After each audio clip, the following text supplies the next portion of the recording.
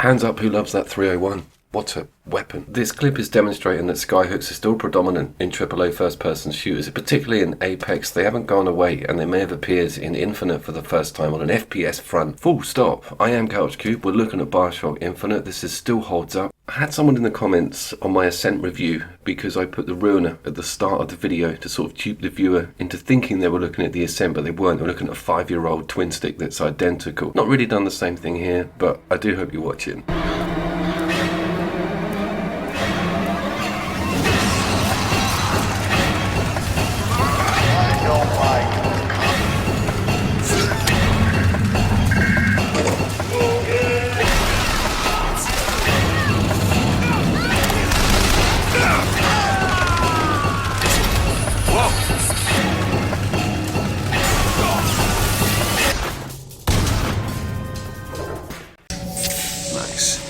This is the third installment in the BioShock franchise under the name of Infinite. It's kind of a black sheep because it doesn't obey a lot of the canon or lore that Rapture and BioShock 1 and 2 adhered to. I wanted to go on record as saying this is the craziest game I have played in years, and I must have wiped it out of my memory after playing this on the Xbox 360 about how outlandish some of the concept, storylines and imagery is in this first-person shooter. How the F this ran on an Xbox 360 is absolutely beyond me. I can remember screen tear, I can remember some issues with frames when you got on the skyhook, but seeing it now at PEG 60, it's the promised land. We do not get 4K over on the Sony side, 2K at best. There is some super sampling, upscaling here, very crisp, not a 1080 image on a 4K TV, so impressed on that front. The main protagonist is a guy called Booker DeWitt, who we'll get to in a second, but I want to cover Troy Baker. It's voiced by him. It seems to be a perfect fit. I do want to mention that Troy Baker has had too much work, and he is everywhere on male, white characters in AAA games. It's too much. He's worth £6 million now. I think it's time he stepped away a bit, Troy. Let everyone else have a go, alright? The game immediately shows its age on the controller layout. It's the strangest thing having your aim on an analog stick, not on L2. And you've also got some weapon switch outs on R1 and R2. I was lying in bed last night trying to work out how I could switch it all around, because triangle is melee. You don't want close quarters on the face button. You want it either on a click in. So I'm sort of shuffling it all around. I think I may have come up with the perfect solution, making it feel like a modern AAA shooter by having L2 as that aim in option. The BioShock basics are still there, and they've kept the shield in from BioShock 2, but it's all about plasmids. On the bottom left of the screen, you'll see special moves that you instigate by just flashing over to the enemies. It might be electricity, it might be some sort of hypnotic, it might even be fire, but the game has always explored this brilliant element system within the controls. We're also going to see a lot of this. There's too much to look at in the game. I did not get on very well with having to stop every 2 seconds to soak up all of this amazing scenery. Now, I cannot believe how much time has been put into just the front quarter, just the intro, just some of the secrets and looking into the different cults and areas. It's huge, and I'm knocked back massively at the amount of content I missed when I rushed through this back in 2013, and it has been 10 years. Can you believe that? Stop right there! Let's talk about that launch, because I remember it with crystal clarity. Now, the BioShock series sometimes falls into two camps, with people worshipping the first two games, and their reaction to this is kind of a bit... Because there was no Rapture. Rapture had gone. Instead of taking a deep dive, we're taking a big leap into Columbus, which is a very different affair. Just quickly, there's a couple of Coen brothers references in this game. This is a huge one. Listen, Tommy, I got a plan. Brace yourselves!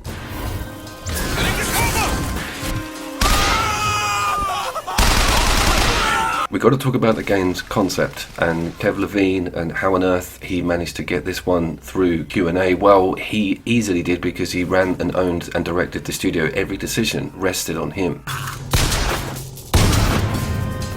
Columbus is an alternate timeline where the founding fathers and Americanism, even republicanism, has become canonized as a religion. So the First Testament and the Founding Fathers and the Constitution have all become one.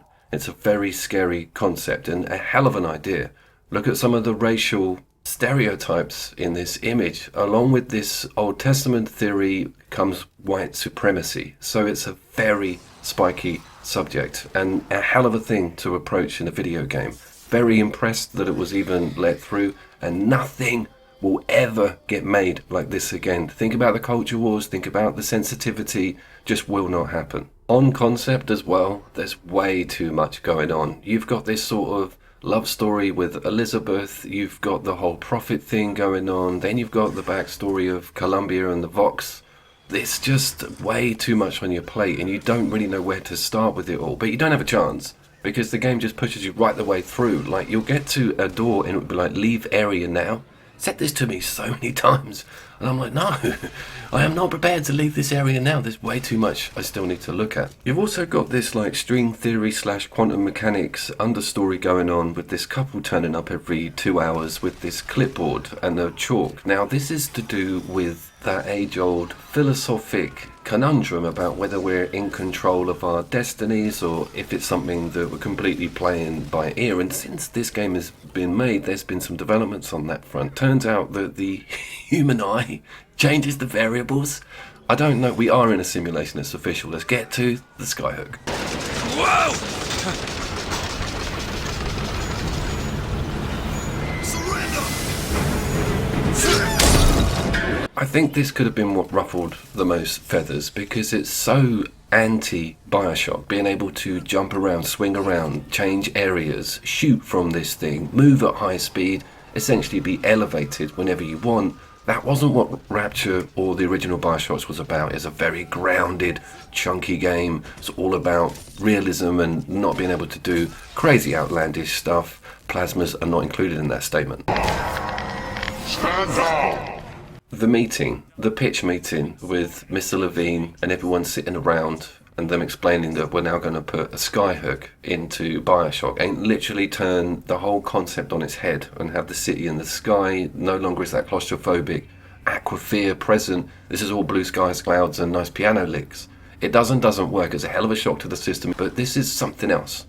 I don't consider this a BioShock game at all. It just borrows from a lot of that material. I know why you have come, false shepherd. I see every sin that blackens your soul. It also borrows heavily from traditional Christian Old Testament texts, which I find terrifying in its own right, let alone being distorted and manipulated by Comstock and his crazy cult followers. This is almost a St. Maud scene here, where one of the followers sets themselves alight in the room with you, and you have to jump out of a burning airship. It's incredible. You feel like you're on the most outlandish, crazy adventure you've ever had the fortune to fire up. You're smiling the whole way through this front 2 hours. I guess even in a restricted area, these crackers need someone to clean the floors.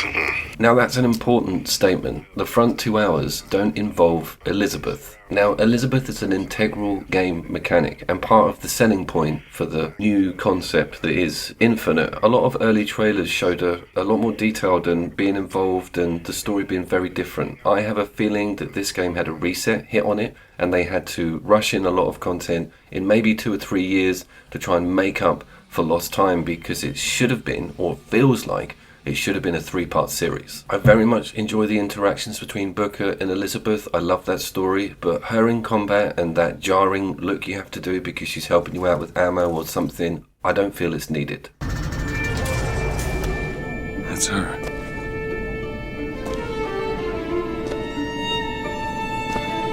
She went under quite a bit of rework. She didn't look like this in the trailers. There was a bit more detail on her and her mannerisms. The whole thing was dumbed down a little bit. There was rumours afoot that what we're looking at isn't the true Elizabeth. That is a mystery that may never be solved. I just remember a lot of the controversy about the launch and the trailers not marrying up with how Elizabeth looks. She also opens a portal to the 80s here. Christ, I need to watch out for the Sentinels.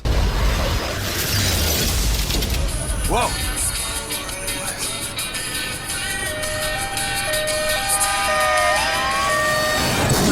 So once you team up with Elizabeth, I feel the game plateaus a little bit. She offers the opportunity to put gun placements in, bring cover over to you, and it's on a hold square option. So when you take her perk, you have to really commit to it. And you might be halfway through shooting at someone in cover. It feels quite jarring.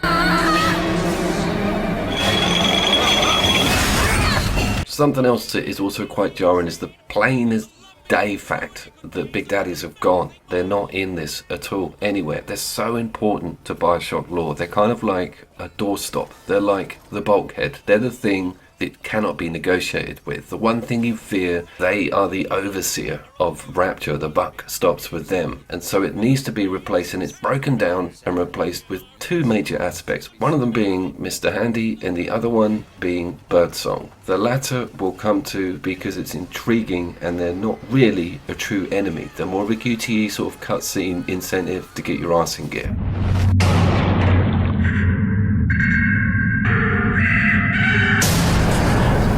Birdsong's complete gargantuan size and look and sounds, almost like a clockwork Victorian steampunk thing going on with its design, is phenomenal, and it pulled me through the whole game. When I first played it, I was like, cannot wait to kick the arse of this thing. The beach scene is pretty iconic. I get a robot carnival vibe with these big cannons, and the whole luxury idea of military hardware alongside sort of domestic bliss is totally weird, and you don't see that a lot in modern video games. To the sky Comstock bent his knee and saw with holy prophecy. They've incorporated the founding fathers into the enemies. Now this doesn't work for me, because you're looking at what, a 17th century wig wearing politician. It has this sort of haunting, the spikes and the flags and the sort of mechanical, almost Voldo-esque way they walk towards you is quite scary, but the immersion is a struggle because of the subject matter.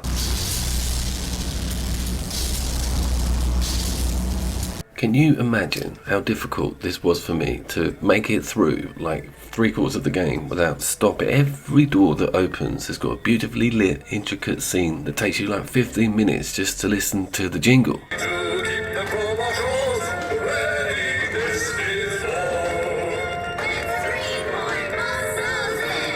It also really loves its little dioramas and showing you sort of the workings of the whole of Columbia itself externally. There's another game that does this, which we'll get to at the end, and that is a point I want to cover. I had a rip-roaring time doing this Still Holds Up. This game blew my mind away, both now, today, with all the water that's under the bridge with game design and how creatively stagnant things are, and back then in 2013 I was like, what the hell has happened to the BioShock series? Try it yourself! Hey, I worked hard for that! Drop the weapon! I didn't take the money, okay? I didn't take it, but just going in the till was enough. Everyone died in that restaurant. It was horrendous. There was a little kid at the bar who was just devastated by how things turned out. I was also stuck on this roundabout for quite a while, just going, looking, you know, how it works.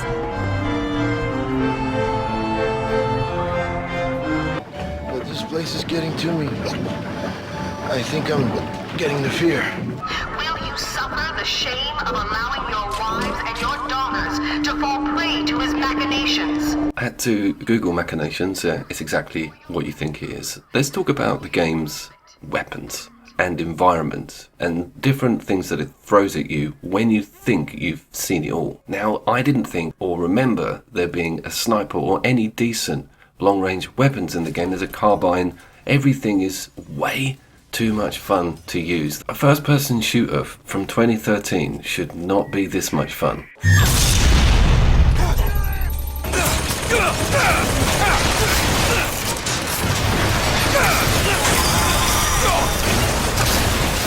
The way that the RPGs corkscrew, you don't see complicated firing mechanisms like that in modern AAA first-person shooters. They're so epic to use. The AoE and explosion effects, they still don't look too bad. I think the frame rates really help. This 60 FPS feels luxurious and smooth. Trying out some of the skyline stuff on the 360 was not fun, and the frames and the screen tear made it almost unplayable. This is a new thing, so smooth absolutely amazing. And when you get everything going, when all your plasmids are going and you're comfortable with all your controls, the noise and the sheer ferocity of this game is like nothing else.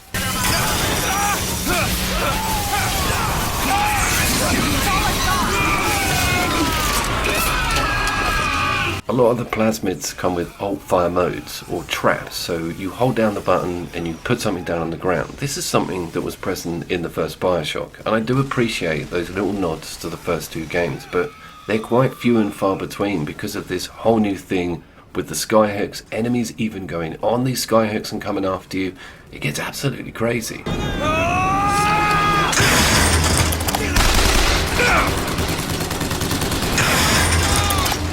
And again, back to what this is not BioShock gameplay. This is something completely different. Enjoyable, certainly, but something that doesn't really exist to those stagnant rules that were Rapture. And I don't mean that badly, it's just another direction, and something that must have been a very difficult pitch. Imagine doing this externally, i.e. not being part of a trilogy and not being Mr. Levine. Second Cohen or Oh Brother Where Art Thou reference here, you might recognize the song.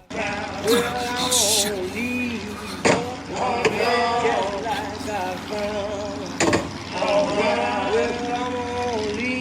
I know it sounds like it's all I've been talking about in the video, but let's talk about really location and how they're introduced to you and how detailed they are. The branding and different things going on in the locales that you get the chance to visit and revisit. You may remember I was talking about, do you want to leave this area happening too much? Well, you can go back via that chapter system, but the think stuff, the corporate whole entity idea of employment becoming like this hive and a patriarchal center and people just having to be slaves almost within this whole different location and level and idea. This is just like introduced as a standalone singular quest, and it's amazing. The ideas and concepts behind it are completely beautiful. You get to almost go down into Rapture as well via a lift. Does this strike you as good news? Doesn't strike me as good news. We're coming up to the infamous Mr. Handy introduction. I do want to be careful about showing all enemies in this video. I think that's a bit spoilerish. A lot of the discovery is around how batshit some of the enemies are that are coming at you and the stuff they're saying. I don't want to ruin all of that. Just lastly, on the location front, this is a freaking laundrette. Look at the engraving on the pistol, the way the light hits all these particles, the posters. There's also a lot of secret cipher codes in this section of map, which have you digging around for ages. The whole theme of this particular level is sort of clockwork and clock towers. You're looking for a gunsmith, and some of the intricacies on movement and the noises in these scenes. Very high level stuff. Someone worked this place over. Local constabulary. The music in the game isn't as strong, I feel, as BioShock 1 and 2. There's still some eclectic songs in here, but those two games really hold the crown for amazing retro, classic and iconic tunes. That's my tower. Lo, while Daisy Fitzroy has murdered my beloved, she shall not have the child. I've saved a Mr. Handy fight to the end. They are quite cool. They do remind me a little bit of half of a Big Daddy. But using the skyhooks, getting behind them, and the grief they cause you, the way they just charge you down and can elevate just like you. This playthrough is actually on hard difficulty, and so you do need to put some work in.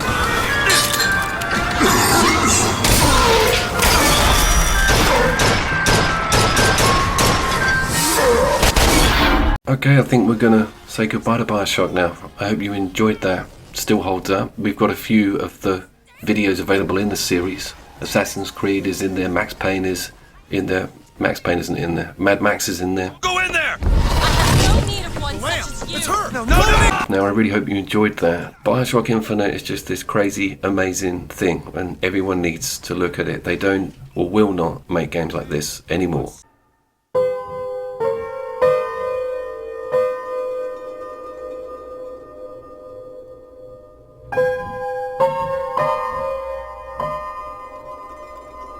Elizabeth, I've made an arrangement to get our airship back. You can get us out of here. Yes, I just need to supply enough weapons to arm an entire uprising.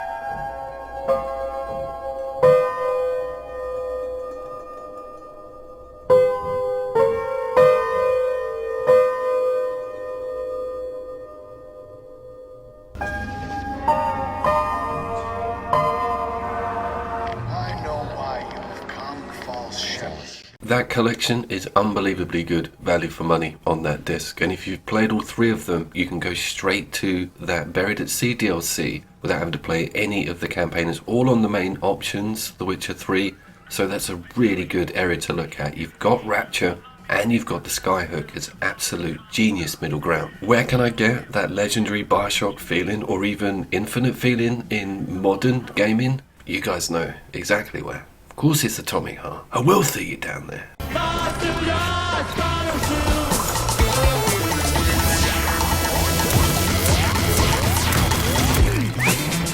Just getting started. I've been like that all day. Would you care for some more soda, comrade?